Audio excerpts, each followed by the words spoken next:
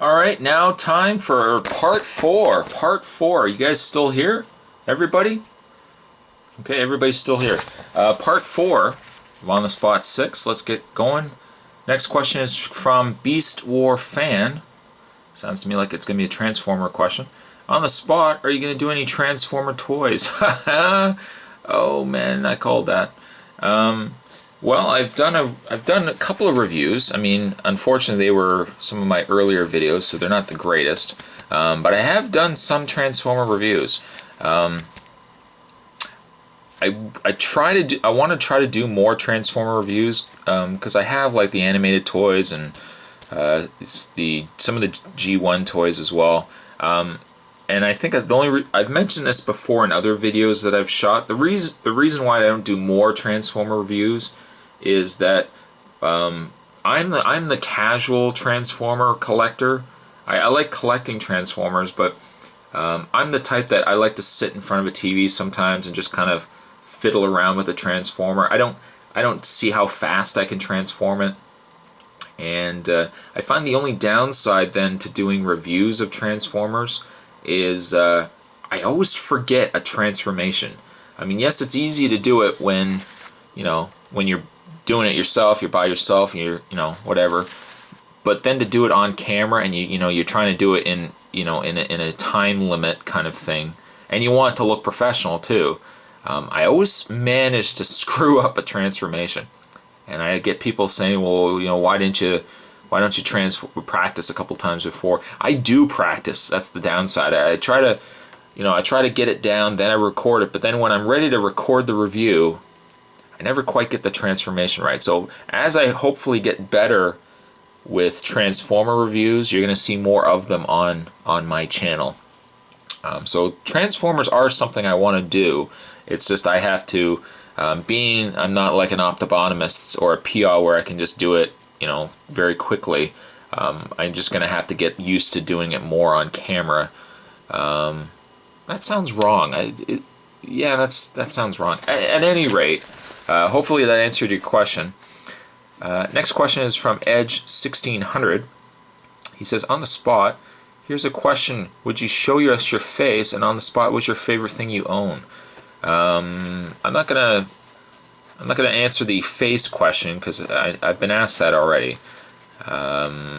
In regards to what is your favorite thing you own, the favorite thing I own at the moment, I don't know if he means collector, like a toy. I don't know if he means a toy or not, but if it was like an action figure, I'd say one of my favorites is either the DC Universe Clayface, which I've already mentioned, the Pit, or the Hulk. If you want to know really some of my favorites, you can check out my homepage, and I've got now a Hall of Fame. So any of my favorite figures will all go there. So I mean, if you guys want to know what the spot's favorite toys are, you just have to go to my homepage and look at the section that says Hall of Fame. And then as I review more toys, if there's another one that makes the Hall of Fame cut, it's going to get added to that list as well. So hopefully that answered your question, Edge 1600. Next question comes to us from C. Carian Cool. Oh man, I spelled that wrong. Said that wrong. CCARREONCOOL.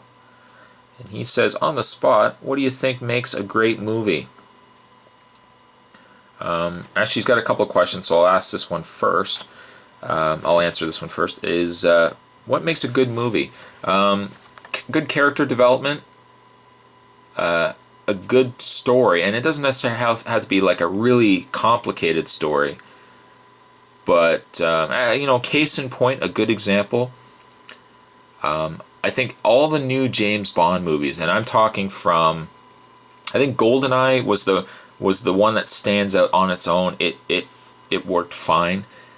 But for some reason, every James Bond movie since GoldenEye, why do they have to make it so confusing? Why do they have to make such a complicated, elaborate story? Like, why? Why? If I can use a good comparison here, like even the Daniel Craig James Bonds, like they have to make it so complex. Just give us a nice simple story. Mission Impossible 3, for a good example, if that was a James Bond movie, that would have been a great movie. A simple plot, you know, a bad guy is getting revenge, and he takes him hostage, and it doesn't have to involve oil wells and, you know, dealers and, you know, secret agencies and stuff like that. And I've got my phone ringing here. I'll just turn that off so we don't have to hear it. But yeah, it doesn't have to be complicated. So character development, a good story that's not too complicated, and you know, action, if it's an action movie, good action. I guess that makes for a good movie. You know, sometimes they spend too long developing characters that they don't have enough time spending on the story. Like G.I. Joe, for example, Rise of Cobra, I don't think necessarily had to have a lot of character development. I mean, you know, you didn't even have to have Duke, you know, getting into the Joes and, you know, training to become a part of the team. I would have been happy if they had just started it and G.I. Joe was already formed, they were already a unit, and they had to stop Cobra. So sometimes you don't always need character development. I mean, it's nice sometimes, but sometimes you don't necessarily need that. I mean, sometimes I just go to a movie to be entertained, and I just want to be entertained. That's my critique for a movie. And his next question is, what do you want in Christmas? I guess, what do you want for Christmas? I think this year I was pretty much just asking for... People have asked me what I want for Christmas, and it's like, you know, you can't really think of much at the time. And I know one thing, I never asked for clothes, because you ask for clothes from anybody, I think you guys know what I'm talking about. If they always get you this... you ask for like a shirt, and they get you like striped shirt, and it's got these things all over it, and it doesn't fit right, and it's, you know, it fits weird on you, and you know, you don't want to tell them, hey, I don't like your shirt, kind of thing. And then they always say this is something that they always say, we looked at it, and when we picked it up, we thought you would like it, or we thought this looks like a shirt you would wear. And it's like, okay, do you know me? I've never worn a shirt like this. Why do you think you see a shirt and you think it's something I would wear? But to answer your question, I think I've asked for just like a couple of video games for Christmas.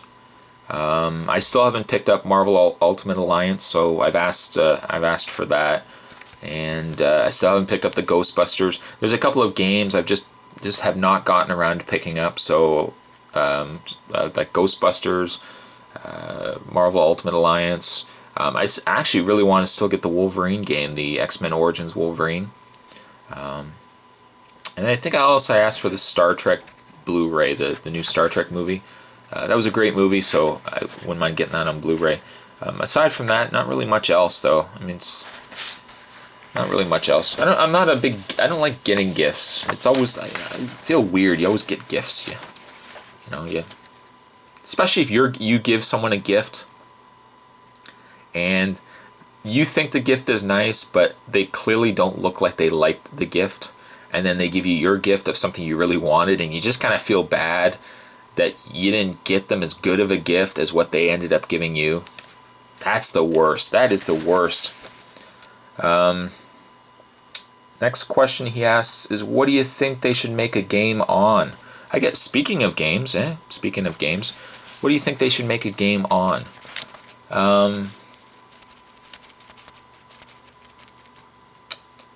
Trying to think of a good game.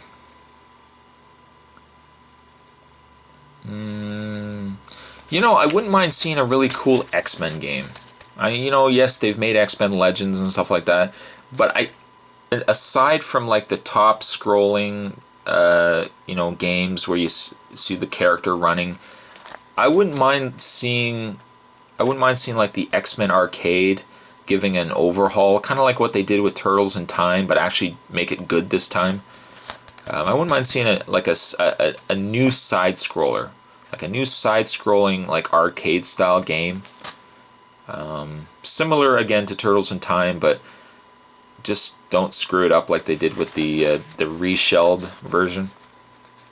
Trying to think what else. I can't think of anything else. But I'm like an '80s kid, so I would really love to see side-scrolling arcades make a comeback.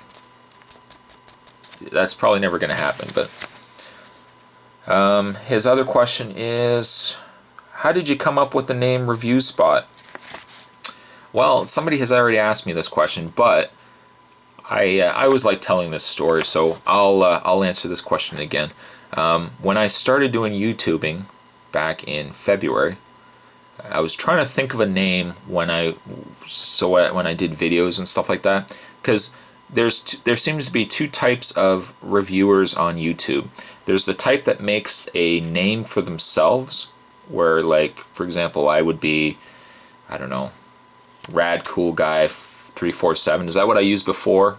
News and updates. I think I used that name before. But say I was Rad Cool Guy, and then my reviews would be called Rad Cool Guy, reviews so and so. There's either that type of individual, or what seems to be the new thing now is people are actually naming the type of reviews that they do. And I think at the time that I started doing YouTubing, I didn't really want a name. Like, I didn't want to be so and so and then have a review. The other thing I really didn't like either was, if you go on YouTube and you type in review, there's like a bazillion different people that all review something, and it always says like Ghost Rider says, Ghost Rider review, Ghost Rider figure review, Ghost Rider toy review, and there's all these reviews, and I got so I don't want to say tired, but I wanted to do something different that didn't just say review.